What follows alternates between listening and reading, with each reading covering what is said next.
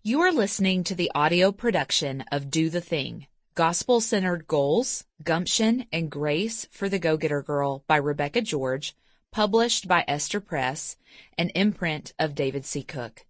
This book is read by the author. For an enhanced listening experience, please check with your audiobook provider to access the accompanying PDF for supplemental material, including discussion questions and videos.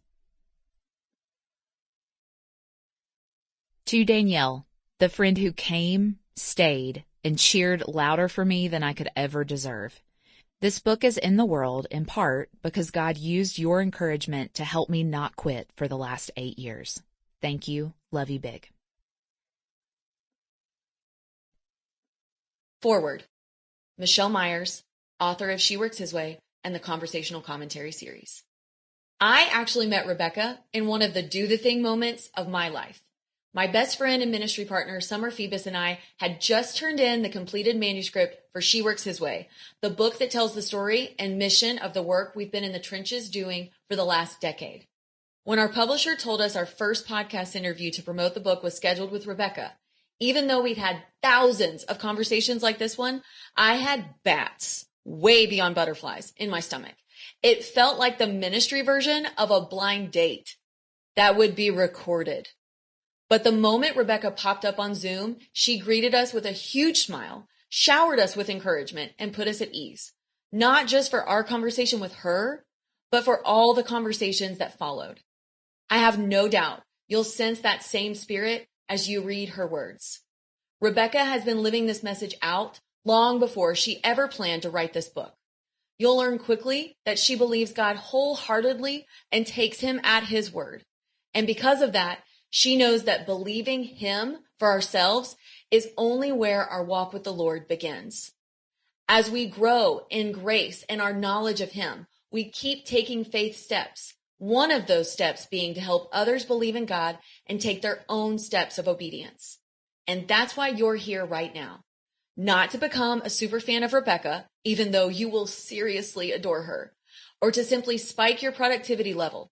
Her entire reason for writing this is to equip you to put Proverbs 3, 5, and 6 into practice, to trust God with all your heart, refusing to lean on your own understanding, so you will acknowledge him in everything you do.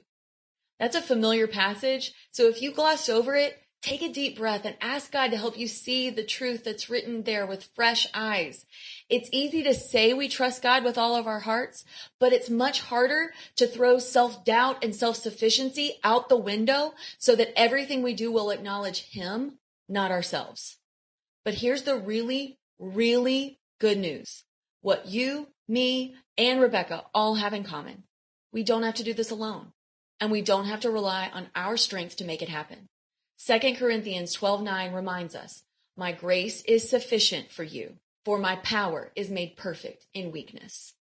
If you'll bring your weakness and your willingness to God, that's all he needs to do the thing. That's why I'm so excited you're here reading this right now. This is not just a textbook that helps you gain knowledge, but a workbook that helps you take inventory, then a guidebook that helps you take action. Rebecca is not only incredibly personal, sharing both scripture that instructs and stories that illustrate, but she effortlessly weaves from the foundational to the practical. And I mean it when I tell you, she really cares about you and she genuinely believes in you. But Michelle, how can she believe in me when she doesn't even know me? Because she knows you're God. And that's all she needs to know to be 100% confident that if your yes is on the table for him to use, then there's no limit to what he can do through you. Let me leave you with 3 lessons God has repeatedly shown me as I've done the thing. 1, God is not small, so nothing he asks you to do is small either. The significance of your assignment is not wrapped up in the size of the task, but the size of the one who gave it. 2, don't get hung up waiting on a specific assignment. God calls all his children to 3 general tasks: to make disciples, see Matthew 28:19 and 20, to love God and to love others, see Matthew 22:37 through 39. Get involved in God's general work in the world by taking these assignments seriously, and there he will show you the thing you're called to do. Sample complete. Ready to continue?